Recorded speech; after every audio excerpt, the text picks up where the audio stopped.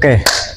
Assalamualaikum warahmatullahi wabarakatuh. Waalaikumsalam warahmatullahi wabarakatuh. Kembali lagi bersama kita orang-orang nggak jelas di podcast nggak jelas. Bahas yang perlu dibahas. Oke. Yang penting bahas, bahas yang penting bahas. Ya itu nggak apa-apa. Ini slogannya kayak gitu ya. Ya. Oke. Hari ini mau bahas apa nih? Kayaknya kita melihat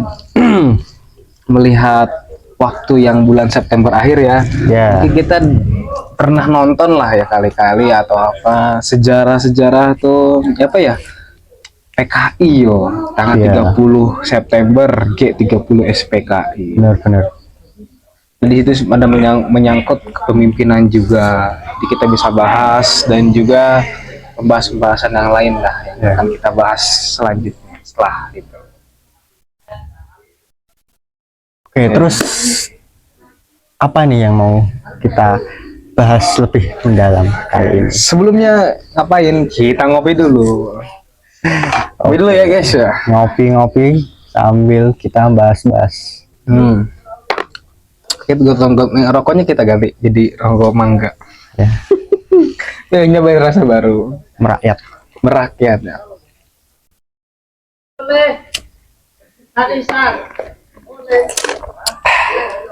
Nah jadi gini, aku tuh ya kan G30 SPKI. Pembantaian 6 jenderal 1 perwira. Kenapa ya PKI itu bisa senargetin jenderal-jenderal itu buat jadi targetnya lah gitu lah. Kenapa harus jenderal itu yang dimusnahkan, dihilangkan? Kenapa kalau misalnya emang PKI berambisi pengen jadi pemimpin negara, kenapa nggak Soekarno yang diincer, yang dijadikan target? Aku masih bingung juga di situ. Nah, kenapa yang diincer itu jenderal? Ya banyak sih faktor-faktor yang kita ketahui lah. Nah, betul. Yang pertama mungkin dia mengincar jabatannya, bukan orangnya tapi jabatannya. Nah, sedangkan waktu itu Soekarno tuh sudah nggak berpotensi lagi atau mau dilengsarkan, otomatis ya yang diincar itu adalah calon-calon adalah orang-orang yang berpotensi lah. Betul. Ya mungkin kayak gitu sih. Soekarno itu kan ngejabat 20 tahun kan ya, sebelum dilengsarkan diganti sama Soeharto. Nah, aku ngelihat ya, aku pernah baca bukunya, nonton juga, alhamdulillah udah pernah lihat gitu. Sebenarnya ada beberapa perbedaan sih, kayak misalnya kan di film itu kan pas pembantaian 6 jenderal itu kan ada yang nari-nari ya, tapi kalau di buku itu katanya nggak ada yang nari-nari. Jadi ketika dibantai selesai ya udah dikubur di lubang buaya, tembakin. Tapi kalau di film itu ya ada nari-nari gitu. Pas pembantaian jenderal 6 jenderal 1 perwira itu ya aku bingungkan itu ketika pas penangkapan Jenderal Nasution, Ahmad Nasution, kan beliau nggak ada ya, kan katanya ke Bandung. Tapi ajudannya itu perwira Pierre, siapa namanya? Ya itulah. Pierre itu ya, itu mengorbankan diri mengaku sebagai Nasution. Terus yang aku pertanyakan tuh, setelah pembantaian jenderal itu Nasution kan pasti kembali selesai dinas dari Bandung. Iya. Nah, itu masih diincar apa gimana? Ya kalau kita bicara sejarah ya kita pastinya nggak tahu lah. Tapi kemungkinannya itu banyak, antara dia bersembunyi atau dia udah nggak diincar lagi atau memang dia berani. Tapi setelah aku lihat-lihat itu di TikTok lah ya, so ngelewat kan akhir-akhir ini TikTokku FYP-nya ya G30 SPKI. Di situ ada yang nanya, Nasution tuh setelah pembantaian terus kemana, atau ibaratnya setelah Soekarno dilengsarkan, Soeharto naik, terus Jenderal Nasution tuh ngapain? Katanya sih jadi bergabung sama Soeharto buat ngebantai PKI, buat nelusuri, buat ngeburu PKI. Jadi 2 jenderal itu kerjasama buat Bandai PKI. Iya. Nah, jadi sebenarnya dalangnya itu siapa? Dalang dibalik 30 SPKI. SPKI itu siapa? Siapa sampai sekarang itu masih banyak kontroversi banget. Ada yang bilang Soekarno, ada yang bilang Soeharto, ada yang bilang Mosa, ada yang bilang TN Aidit. Ya emang TN Aidit ya sebagai pemimpin PKI Iya. sih. Wajar juga dia jadi pelaku utama gitu. Pastinya ada oknum sih yang menyebarluaskan pengaruh atau pemikiran komunis itu. Kan komunis kan dari Soviet ya, Cina lah ya, dibawa sama Mosa ke Indonesia. Disitulah disebar. Tapi ya waktu temanku dulu itu ya emang aktivis sih, pemikirannya kritis, katanya PKI itu benar tuh, tujuannya itu benar buat memajukan Indonesia. Iya. Tapi caranya itu yang terlalu brutal. Salah. Salah banget itu. Mungkin mereka muak dengan pemerintahan sistemnya. Karena kan komunis itu nggak mau diatur ya. Iya. Maunya bebas. Nggak mau kalau ada orang yang otoriter. Benar sih. Pas selain PKI yang ngeberontak kan ada juga partai Islam juga kan pernah ngeberontak ya. Iya. Namanya apa? Partai apa ya? Lupa aku. Intinya Islam aja. DITII. DII ya. DITII. DITI. Nah, itu Darul Aceh ya. Islam, itu Aceh. Aceh. Banyak sih cabangnya. Cabangnya Di banyak. Jawa, Sumatera dan lainnya.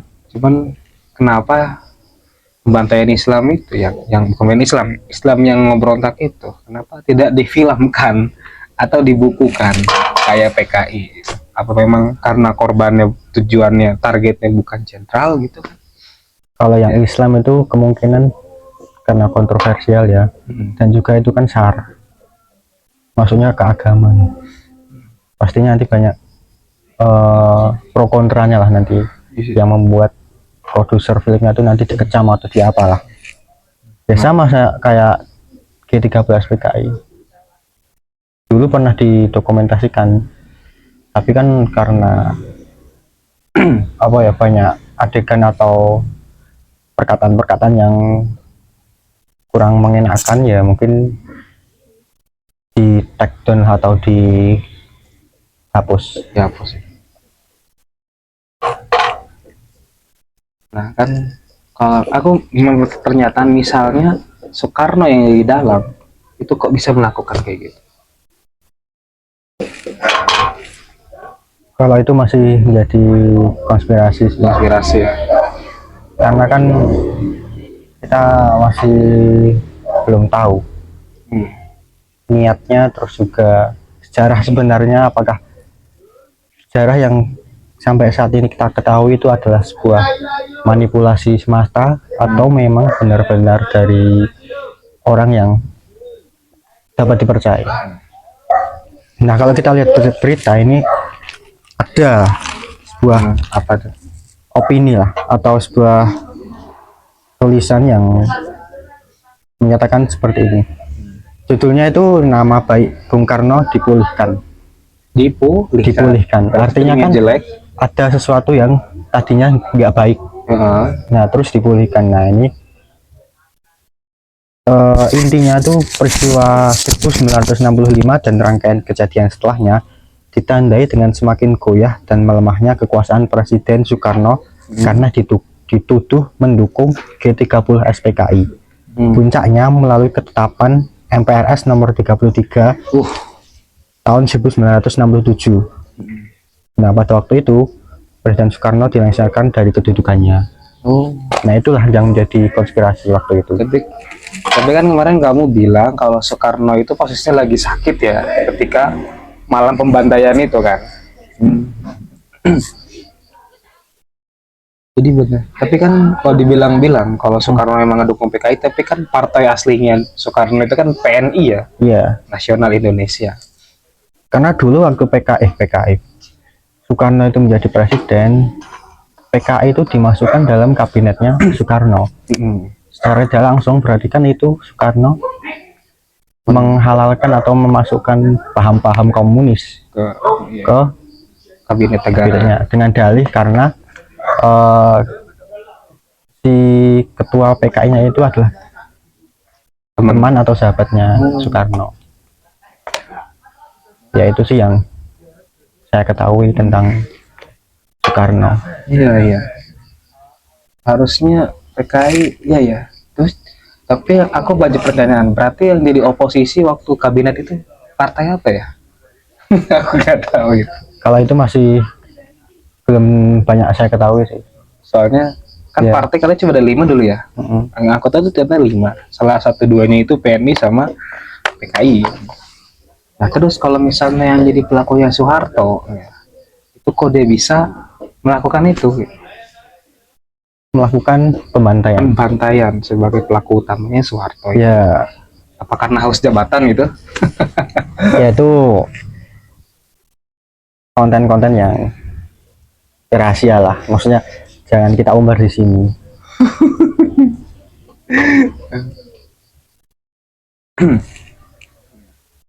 Untuk PKI ya sangat disayangkan lah. Ya, 6 jenderal itu tewas dalam satu malam ya. di lubang buaya. Aduh, miris melihat itu. Secara kemanusiaan sangat miris, Ya, sangat memprihatinkan. kan di Karena film jenderal-jenderal itu kan orang-orang yang sangat berjasa, tidak banget. bersalah dan sangat berharga lah bagi kita. Iya betul.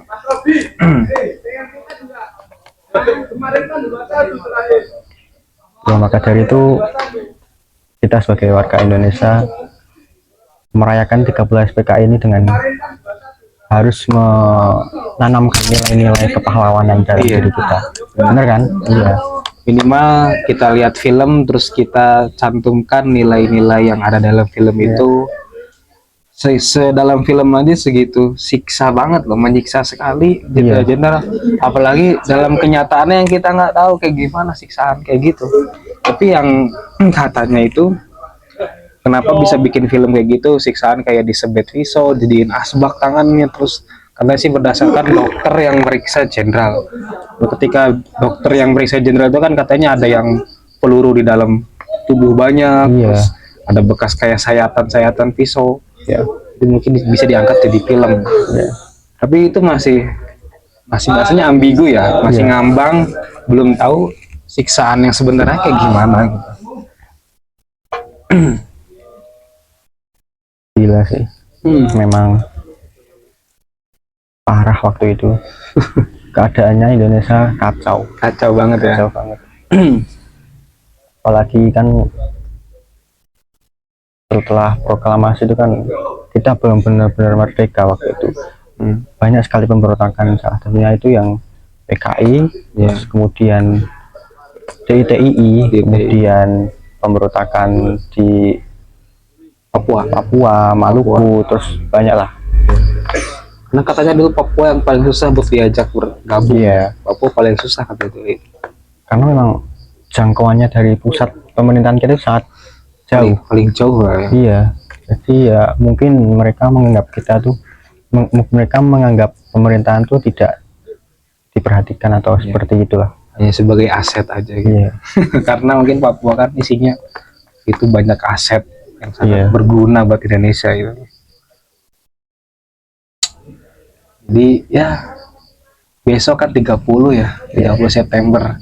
Mungkin aku pengen nonton lah. Karena rasanya gitu.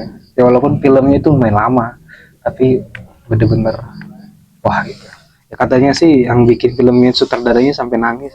Iya. Bikin naskahnya kayak gitu, kayak bener-bener mengingat jenderal, menyentuh hati loh. Ya. Memang banyak sih film-film yang menggambarkan kepahlawanan, kemerdekaan, kepahlawanan dan yang semacamnya. Di samping itu kita bahas kepemimpinan ya.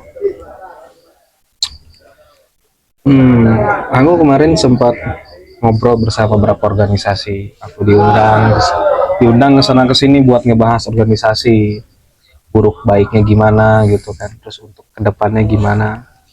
Tapi aku benar-benar mengherankan orang-orang itu berpikir bahwa kok ada ya katanya manusia yang berpikir sampai sejauh itu.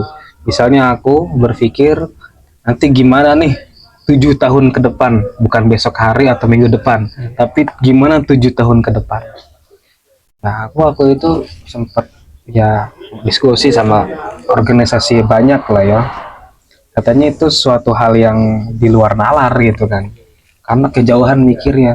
Tapi kalau bagiku sih itu salah satu aspek organisasi yang harus dikuasai ya, dipunya. Harus ada. Ya, visioner. Jadi tahu ke depannya kayak gimana. Ya, walaupun menurut kalau di agama Islam itu kan buat apa sih doa kalau udah ada takdir, Iya.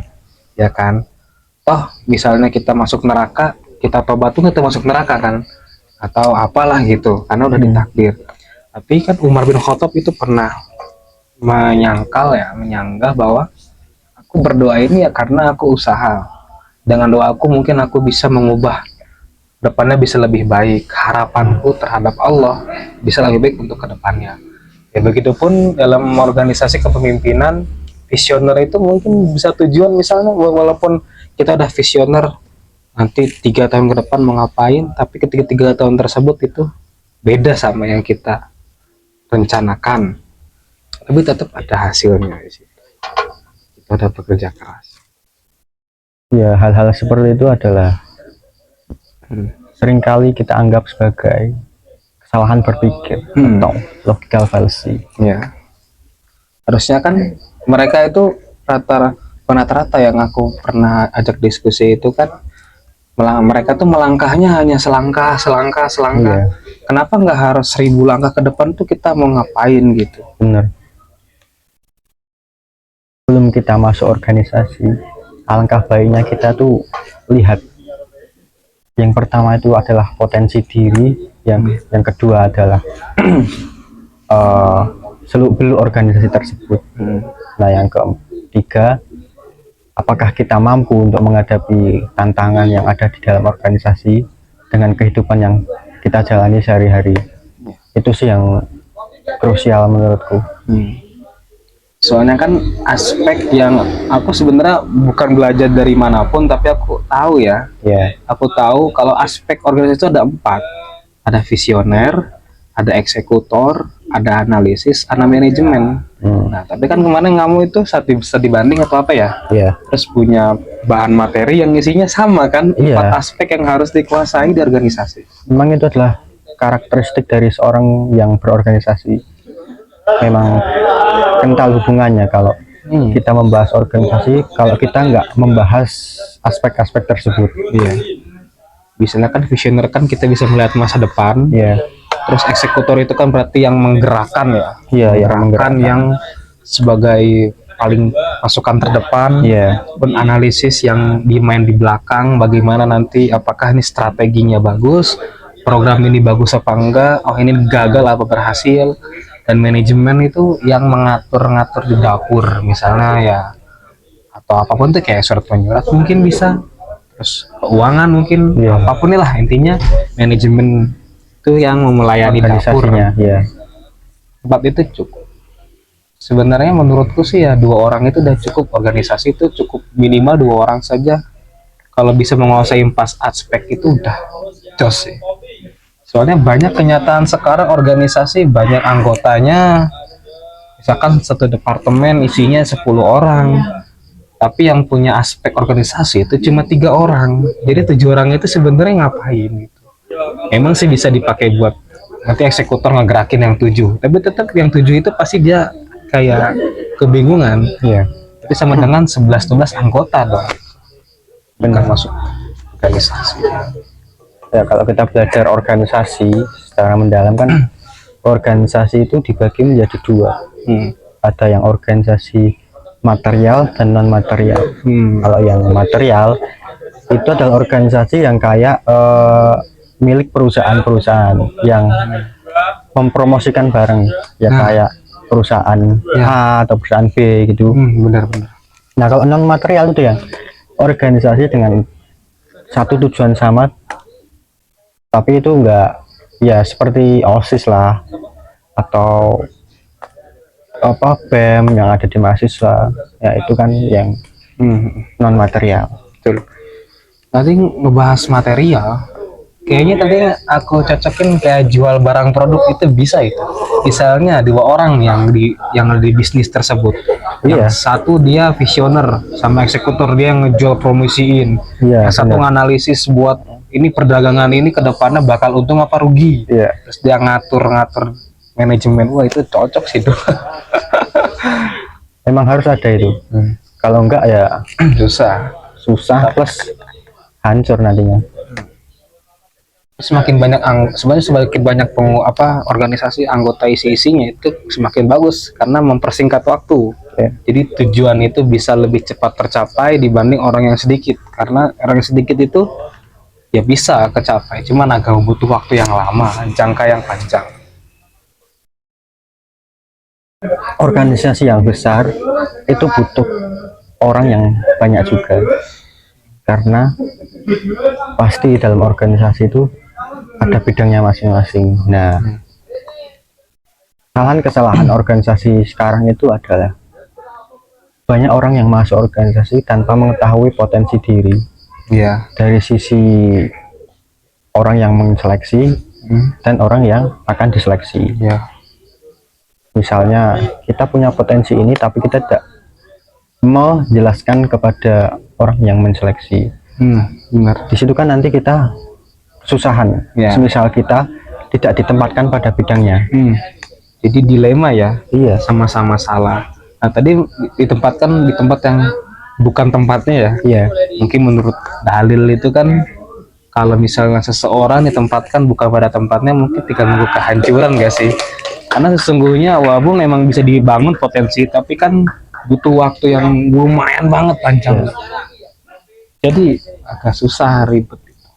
Nah, makanya dari itu fungsi visioner itu adalah mencari bibit-bibit dari orang yang berpotensi. Ya. Nah, kemudian eksekutornya adalah orang yang mengajak dan memotivasi lah orang tersebut untuk masuk ke organisasi tersebut atau sebuah komunitas atau semacamnya. Nah, ngomong-ngomongin visioner itu nama eksekutor, menurutku banyak organisasi sekarang yang kayak misalnya partai atau BEM atau apapun itu yang memiliki anggota. Jadi ada pengurus, ada anggota gitu.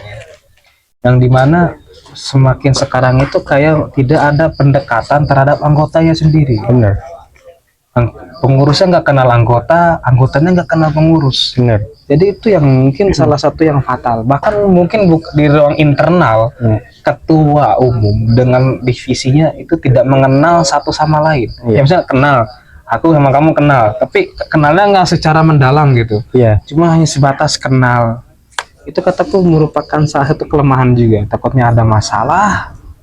Siapa misalkan anggota departemennya, ketuanya merasa bahwa itu hal biasa, nanti pun bisa, padahal itu mungkin merupakan sebuah fondasi yang retak gitu. Iya. Kalau kita membahas organisasi, pasti di situ ada ketua yang menaungi seluruh anggotanya. Nah, di situ kan fungsi ketua itu harus selalu mengayomi, kemudian harus tahulah seluruh anggotanya tuh seperti apa nantinya. Nah, hal-hal yang semacam ini itu masih menjadi banyaklah yang saya jumpai atau saya ketahui itu masih kurang. Artinya ketua itu harusnya perlu dididik lagi untuk menjadi ketua. Artinya sebelum menjadi ketua harus ada pelatihan, kemudian seleksi dan semacamnya. Kan banyak itu di organisasi yang langsung tunjuk ketua nih karena dia potensi besar. Tapi kita nggak tahu latar belakangnya seperti apa. Nah, yang kita sering lupakan adalah dari sisi psikologisnya. Mungkin dia berani, tapi kadang dia kan takut untuk menyampaikan aspirasi kepada anggotanya, atau bahkan anggota pun takut. kita nggak tahu. Nah itulah. Soalnya aku berpengalaman ngerasa aku ada organisasi beberapa, mungkin hampir semua yang aku alami. Jadi banyak pengurus tuh tidak mengenal satu sama lain. Jadi akhirnya ada yang aku bertindak seperti aku mencontohi seperti Prabu Siliwangi. Iya. Beliau seorang sultan, tapi beliau suka menyamar menjadi rakyat untuk mengetahui keadaan rakyat. Aku sangat contohi dari nilai-nilai Prabu Siliwangi itu. Jadi aku coba ke teman aku atau ke di departemen lain, Iya. ngobrol di luar forum formal ya. Jadi non formal kayak ngopi bareng atau apa, terus menceritakan apakah ada masalah atau enggak. Tapi kenyataannya mereka tuh punya masalah, Iya. tapi mereka tidak bisa mengungkapkan karena mungkin ketika di forum formal tidak mungkin menyampaikan sesuatu hal yang ibarat mungkin dalam forum itu hal sepele, padahal sebenarnya itu kenyataan itu hal yang besar kalau didiemin aja, Iya. atau dibiarkan aja. Atau bahkan mungkin adalah ketua yang mengedepankan sisi keluargaan, Ya, tapi mengesampingkan sisi apa ya, kayak tujuannya. Mungkin semua dirangkul anggotanya, tapi apa, alih-alih merangkul mereka lupa kalau tujuannya itu apa. iya betul. Dan lagi ngomongin keluarga dan organisasi, aku banyak suka menemukan organisasi ini adalah keluarga. Kita Ya. semua keluarga. Kita satu keluarga, adik kakak apalah. Tapi kenyataannya di balik kata keluarga tersebut ya belum mengenal satu sama lain. Bener. Jadi mana nilai realitas dari kekeluargaannya itu mana? Dibilang keluarga, tapi sama anggota atau sama pengurus saja nggak tahu masalah yang dihadapi apa gitu. Sehingga ya itu yang bikin Maka dari itu turunnya organisasi. iya, Gitu kan. ya mungkin sebuah organisasi itu perlu adanya sebuah diskusi secara terbuka Nah, iya betul. dengan seluruh anggotanya, supaya hal-hal yang enggak mengenakan itu bisa segera dihilangkan lah. Aku sering kayak gitu, alhamdulillah. Jadi aku tuh sebenarnya lebih suka sama ngobrol non formal dibanding ngobrol di formal atau di forum formal ya. Karena kenapa? Di forum formal itu sebenarnya anak-anak sekarang itu kalau organisasi itu ketika forum formal itu nggak pernah speak up. Tapi ketika non formal mereka bisa mengeluarkan semua isi hatinya itu. Jadi itu lebih suka sebenarnya sama non formal. Bener. Karena kan pendekatan orang-orang berbeda-beda ya. Di pendekatan itu sebuah program yang bukan program sih dibilang, tapi memang sesuatu yang harus dimiliki. Harus ada itu.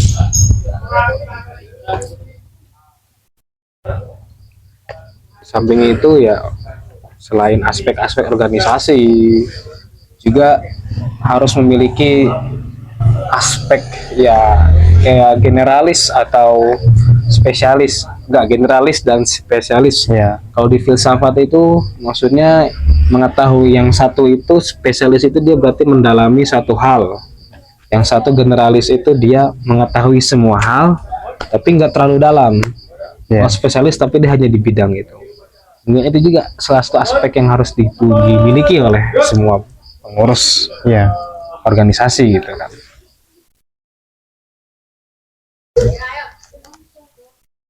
Ya mungkin kedepannya orang-orang yang berorganisasi lebih mengedepankan moral lah. Moral, terus aspek-aspek yang tadi sudah dibahas itu menurutku penting sih. Nggak cuma diucapkan aja, tapi juga diamalkan. Integritas. Ya Ya karena betul ya, gimana ya, Kalau kita cuma sekedar ngomong ya kayak gitulah, kita nih keluarga tapi mana buktinya gitu. Iya. Sesama ini aja nggak tahu kalau sebenarnya itu ada masalah internal yang nggak dibahas, jadi gengsi lah gitu buat Iya. ngebahasnya. Karena kalau dibahas nanti malah ngerasa nggak enak gitu kan. Sebenarnya itu harus dibahas. Aku banyak nemuin kayak gitu. Fakta lapangan aku udah banyak nemuin hal seperti itu. Aku punya teman, dia dia organisasi di mahasiswa ya, himpunan.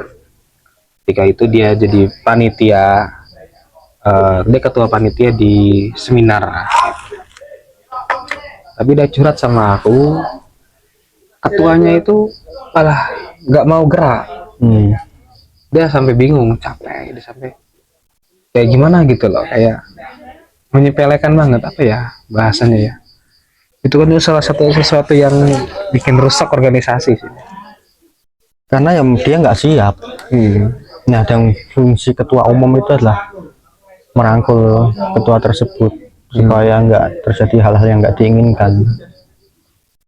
Ya mungkin zaman sekarang kan banyak dia masuk organisasi itu hanya karena ambisi atau ada tujuan dia sendiri. Ya. Kayak misal dia punya status bahwa saya adalah organisasi, saya adalah ketua, saya adalah koor dari organisasi ini. Contohnya saya adalah ketua BEM, saya adalah koordinator anu lah, saya adalah ketua OSIS lah. Hanya mungkin mementingkan status, karena dia punya ambisi dari dulu. Terus selain itu ada mungkin yang pengen seragam lah ya. Ini seragamnya bagus, pengenlah masuk sini. Kita dapat seragam, ya udah tugasnya ditinggalin. Jadi karena ada ambisi atau ada niat yang lain, itu mungkin bisa merusak organisasi. Banyak itu sebenarnya. Iya. Nah, sekarang aku mau tanya nih. Ketika kita masuk sekolah atau kampus, itu pasti banyak orang-orang yang bertanya seperti ini. Kenapa sih kamu masuk organisasi? Nah, apa sih pentingnya organisasi itu? iya betul. Dan kalau kita masuk organisasi, kita tuh mau apa? Kita dapat apa? Jadi apa gitu? Iya. Banyak orang yang menyepelekan atau nggak mementingkan sebuah organisasi. Padahal dengan organisasi kita tuh banyak banget apa ya, ilmu atau pelajaran-pelajaran berharga yang bakal nanti kita dapat. Di samping itu orang-orang yang nggak setuju dengan statement ini mungkin bilang bahwa akan menghabiskan waktu dengan ketidakseriusan kita. Artinya mereka kan orang yang nggak mau masuk organisasi itu karena nggak serius, menganggap bahwa organisasi adalah sebuah orang-orang di dalam yang apa ya, kurang kompeten atau kurang yang pokoknya masa bodoh lah, atau nggak mementingkan sebuah organisasi tersebut. Ya susah dipahami lah mungkin, tapi seringlah ada omongan-omongan tersebut. Samping itu kan salah satu ilmu yang dapat dari organisasi kan ada relasi.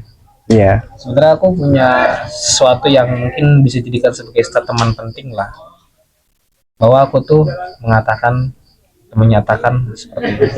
Relasi itu bukan warisan tapi dibangun. Iya benar. Karena kenapa?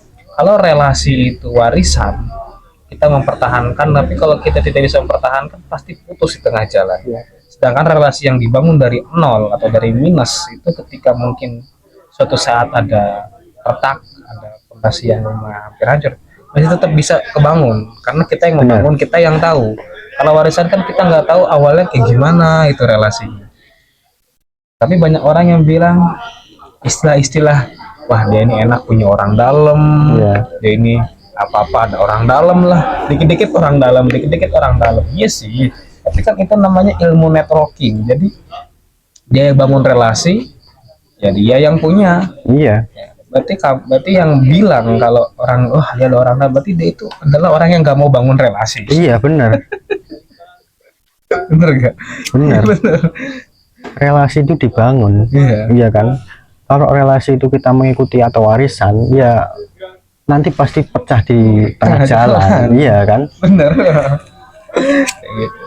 Oh jadi punya orang dalam enak loh, nggak gitu, saya ngebangun dari nol, Iya. saya Ya, punya hubungan sama kalau dia. kamu mau punya orang dalam ya bangun relasi. Iya.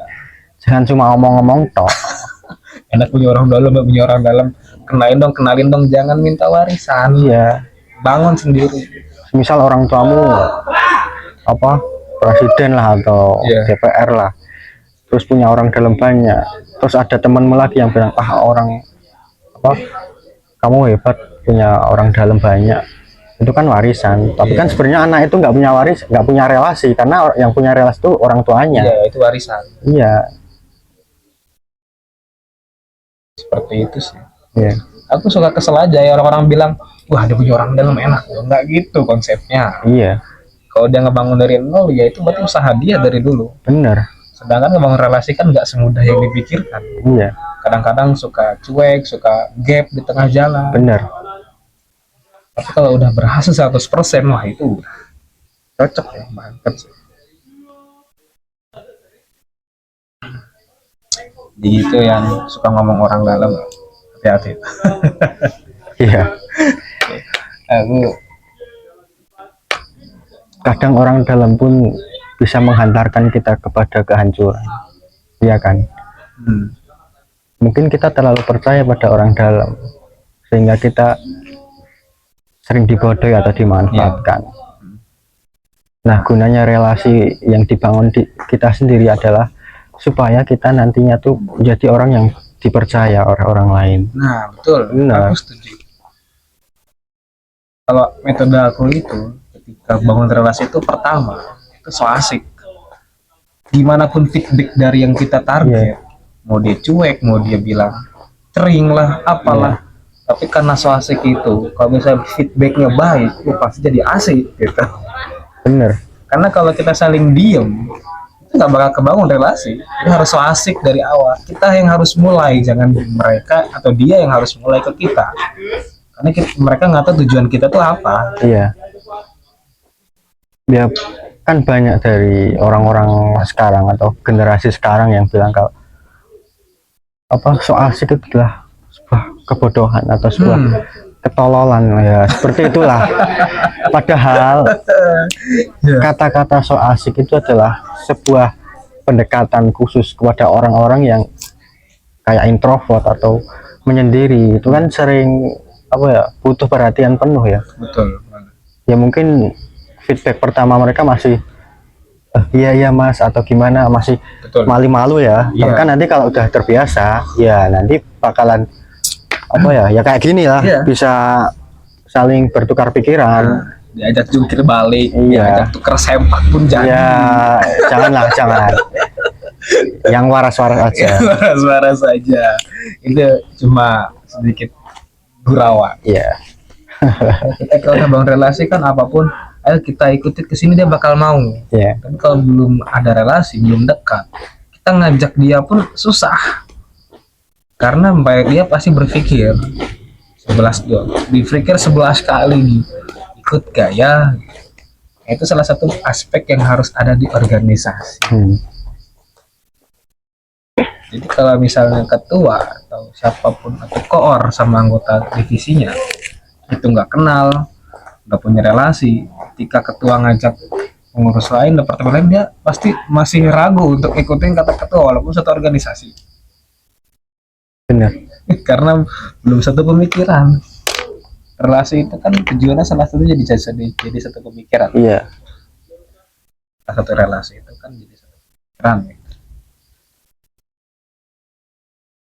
Terus juga aku ada statement kayak gitu.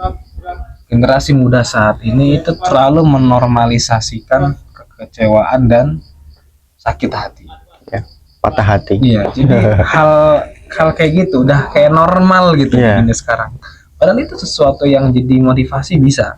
Misalnya kita visioner menyiapkan konsep selama 3 tahun, atau kita punya ekspektasi tinggi, harapan tinggi terhadap orang dalam organisasi atau apapun itulah, nggak cuma di organisasi. Tapi kenyataannya nggak sesuai sama ekspektasi, dipatahkan sama realita.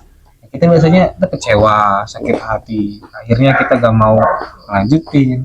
Padahal itu suatu hal yang bagus pakai kecewa itu kita bisa bukan balas dendam ya, kayak bisa membangun kembali gitu, dengan pengalaman yang ada sebelumnya. Benar. Nah, sekarang kan dikit-dikit ini gimana ya, kok gini sih ya, kayaknya kecewa, sakit hati, udah lah nggak mau lagi lah, kamu nggak mau lagi, nggak mau lagi. Padahal itu satu hal yang bagus, jadi motivasi ya. Ya itu kan apa ya, ciri-ciri orang yang simis atau apa ya, Iya. tidak mempunyai keberanian dalam berorganisasi. Padahal ketika dipatahkan hati kita atau dikecewakan oleh orang lain, ya kita bisa jalankan dengan orang yang lain lagi, yang baru lagi. Benar. Nggak harus dengan dia. Bahkan kita bisa memutarbalikkan fakta dengan segala argumen-argumen dari orang lain yang mematahkan argumen kita. Itu nanti kita bisa jadikan pelajaran. Kemudian nanti di pertemuan atau selanjutnya nanti itu bisa menjadi tolak ukur kita kalau kita berargumen. Jadi seiring berjalannya waktu, kita tuh semakin mudah atau semakin gampang berargumen dengan adanya tantangan-tantangan dari hal-hal tersebut. Iya. Seperti itu. Jadi kita tahu kalau ini orangnya kayak gini, udah bikin kita kecewa, ya udah berarti dia nggak cocok lagi buat jadi partner kita. Ganti sama yang baru yang lebih cocok. Bahkan melakukan sendiri pun juga nggak apa-apa. Ya kan? Sebenarnya lakukanlah sendiri. Ya pentingnya relasi adalah yaitu ketika kita nggak dihargai atau kita diacuhkan, ya kita cari orang-orang yang terdekat dengan kita yang sama tujuannya untuk memotivasi kita, Ya. supaya kita nggak jatuh, nggak putus asa. Jadi ketika kita di sini nggak dihargai, nama kita masih ada di tempat lain. Ya. Benar. Kita ikut 3 organisasi, yang satu tiba-tiba kita ditendang, dikecewakan. Kita masih punya nama di organisasi lain. Benar. Kita bikin dia kecewa karena telah mengecewakan kita. Gitu. Iya. Bisa gitu kan? Ya gimana ya, rata-rata kan emang dari generasi ke generasi kan memang pendekatannya berbeda-beda. Iya. Dan pelampiasannya pun berbeda-beda. Sekarang kan zaman digital, ya curhat pun sekarang digital, banyak kan story-story WA atau story-story Instagram yang sad atau sedih gitu kan, ya itu kan betul. Maksudnya ya oke lah mengekspresikan diri, tapi kan kalau kita berlama-lama dalam kesedihan tersebut ya kan nggak baik juga. Lebih baik kita cari orang yang mampu untuk memotivasi kita sehingga kita mampu bangkit dari keterpurukan tersebut. Betul. Benar. Ngomongin motivasi, aku malah kepikiran. Menurutku motivasi terbaik itu adalah disiplinnya kita. Soalnya kenapa? Misalnya kita dimotivasi sama orang lain, begitu motivasi orang lain kan beda-beda ya. Ada yang harus kayak gini, ada yang kayak gini. Nah, motivasi orang lain itu kan ke kita kan ada yang nggak sesuai sama yang apa kita lakukan. Bener. Prioritas sama kitanya beda. Nah, makanya dengan kedisiplinan kita itu mungkin jadi sebuah motivasi. Saya disiplin itu yang bisa mempertahankan saya terus disiplin dan konsisten. Bener. Motivasi. Kalau kata orang lain, wah lu nih harus kayak gini, tapi nggak realitas sama kita, akhirnya kita harus cari motivasi lagi, ya bingung. Ketika disiplin itu kan kita konsisten. Memang kesadaran diri itu perlu dibangun. Saya yakin orang yang menonton ini pun pasti mungkin dari SD lah, dari semua jenjang. Nah, semisal kita udah besar nantinya, pasti kan dari SD sampai SMP, SMA, mahasiswa itu kan pasti di setiap pertemuan atau setiap tertentu lah, pasti itu dapat motivasi dari guru lah, dari teman, dari segala macam orang lah. Nah itu kan kalau misal dari sampai sekarang kita nggak sadar, ya itu kan berarti memang kesadaran kita nggak ada waktu itu. Dalam artian percuma lah kita dimotivasi kalau nggak ada kesadaran. Nah, iya. Ya, akhirnya lagi. Iya. Tanpa motivasi pun kalau kita sudah sadar, ya kita pasti bisa. Nah, itu yang maksud aku disiplin. Bener. Kayak gitu. Karena ketika kita disiplin kan berarti sadar. Orang yang nggak disiplin, orang yang nggak sadar. Contoh azan, tapi Iya. dia nggak ke masjid. Itu dia nggak sadar kalau lagi dipanggil sama Allah. Iya, Tapi orang yang sadar, pasti dia bakal berangkat ke masjid ketika azan. bener. Nah itu kan disiplin loh. Jadi orang disiplin, otomatis dia sadar. Tapi kalau nggak disiplin berarti dia belum sadar. Bener. Kayak gitu yang aku maksud itu. Tapi sebelum disiplin, tentunya kita perlu adanya ilmu ya. Ya contohnya ketika kita SD dikasih ilmu untuk selalu rajin menabung, ya kan? Ya. Nah, nanti besarnya kita menabung karena sebuah kedisiplinan tersebut. Nah, nanti kan pas kita tua, kita tinggal mengambil kan Nah, apa yang kita tabung tersebut. ada hasil. Nah, apa jadi yang- kan disiplin itu butuh ilmu juga. Iya. Nah, itulah. Kalau dalam agama Islam tuh keistiqomahan. Bener. Istiqomah. Istiqomah itu lebih baik daripada 1000 karomah. Wah, Bener kan? Ya. betul itu statement yang benar itu. Soalnya kenapa ya? Istiqomah dalam hal apapun itu pasti ada hasilnya. Bener. Misal cuma nabung 1000, itu pasti ada hasilnya. Dan Iya. hasilnya pasti membuat kita bahagia suatu Benar. hari nanti gitu kan. Hmm. Walaupun cuma 1.500 perak lah, nggak usah 1000 lah. Ditabung sama 10 tahun. Bener.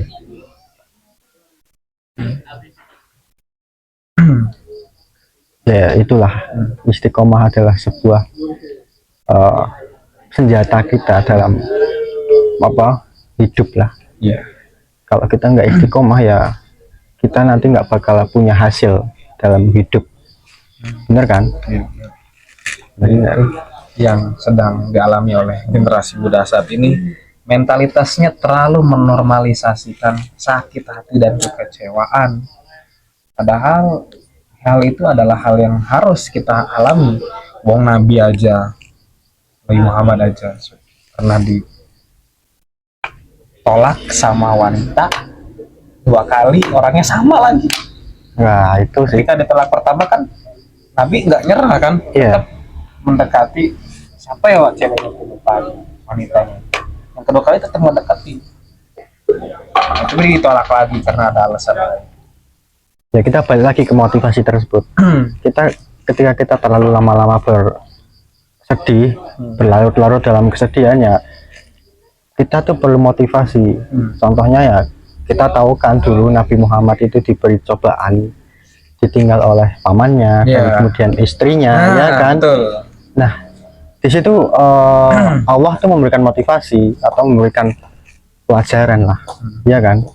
Dengan Isra Mi'raj itu pelajaran peristiwa, ya kan? Ya, betul. Bener.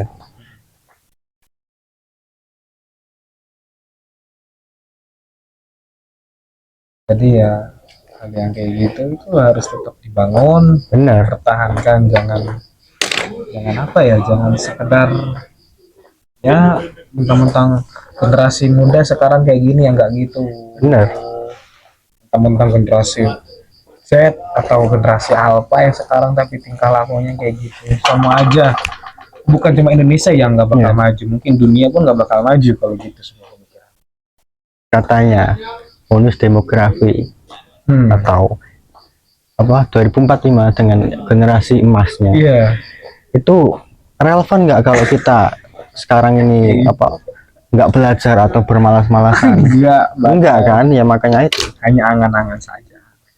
nggak bakal terjadi. Walaupun di tahun tersebut banyak orang yang di usia-usia produktif, kalau memang nggak produktif orangnya yang sama aja. Betul. Karena menurutku mentalitas pejudi itu sebenarnya bagus. Sama pebisnis itu 11-12. Ya, ini mentalnya ya, mentalnya. Mental, bukan akalnya. Iya. Mental. 11-12 pebisnis sama pejudi.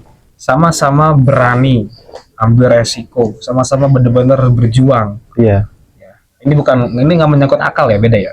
Ini mentalnya. iya, Bedanya kalau masuk akal ya pebisnis itu cerdas, iya, dia bisa analisis. Kalau pejudi itu dia ceroboh. iya, Jadi berani tapi bodoh. iya, Mentalnya ada tapi pikirannya nggak ada. Bisnis itu lengkap, dia pikirannya ada, iya. mentalnya ada.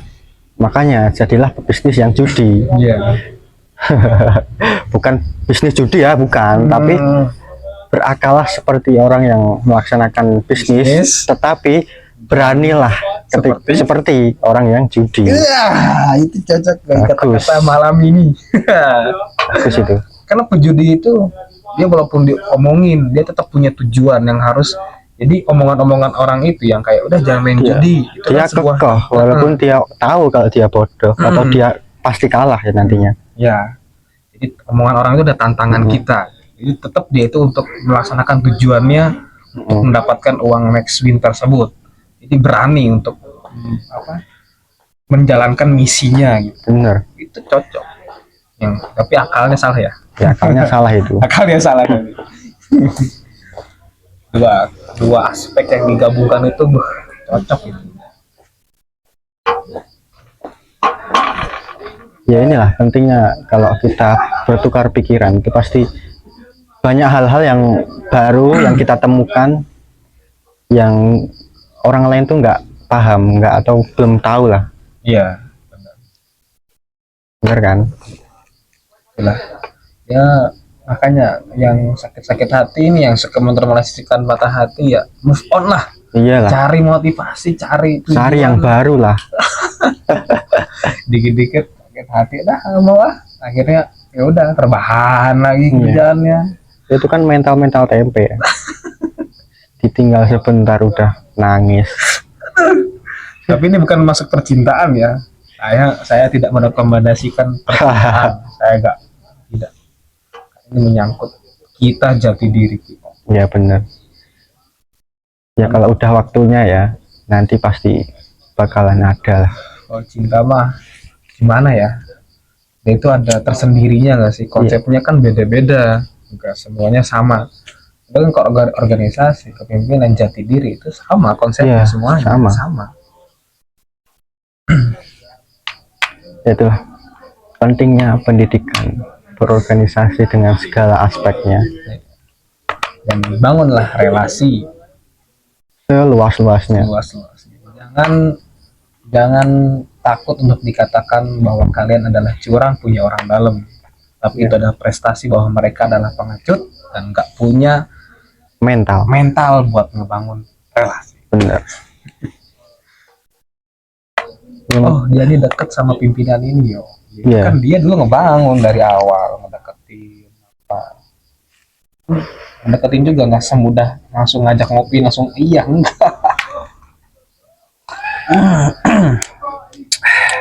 Ya kadang kalau kita sedikit membahas topik yang lain ya, banyak orang yang nggak setuju dengan statement kalau merokok itu mendatangkan banyak kemudorotan. Ya memang ada lah mudorotnya, tapi kalau kita nggak imbangi dengan sesuatu yang bermanfaat ya pastinya pemikiran orang bakalan stuck di situ kalau rokok itu mudorot atau memiliki banyak keburukan. Iya. Tapi kalau kita ya kayak gini lah, kita bertukar pikiran sambil ngopi-ngopi lah, ya pasti nanti adalah yang bermanfaat. Iya. Walaupun ada lah yang nggak seperti ini. Tapi kan banyak juga orang yang nggak merokok, nggak mau berpendapat, ataupun yang merokok tapi nggak mau berpendapat. Itu kan sesuatu yang apa ya? Satu yang kurang lah, maksudnya kita kekurangan kita dulu. Iya. Jadi bagi kesimpulannya jangan jadi orang introvert. Introvert boleh, tapi dalam hal sesuatu aja. Tapi harus diimbangi. Diimbangi.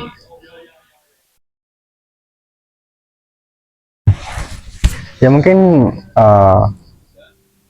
kita sudahilah pembahasan kita pada malam hari ini yang nggak terlalu jelas. Konsep kita di awal itu bikin podcast itu bukan sesuatu yang mendidik, kemudian kayak memberitahu apa yang kita punya, tapi kita ini adalah diskusi. Ya diskusi, kita sharing aja lah.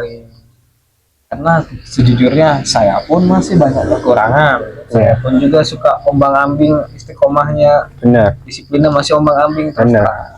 Jadi kalau kita sama-sama kita bisa lah. Benar. Ya mungkin itu dulu dari kita. Jangan ambil buruknya tapi ambil yang baiknya aja dari kita. Saya nggak ganteng, jadi jangan keciput sama saya.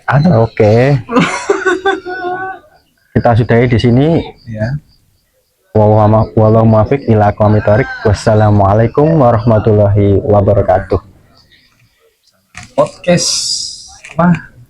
Yang nggak jelas, bahas yang penting. Yang penting bahas. Bye.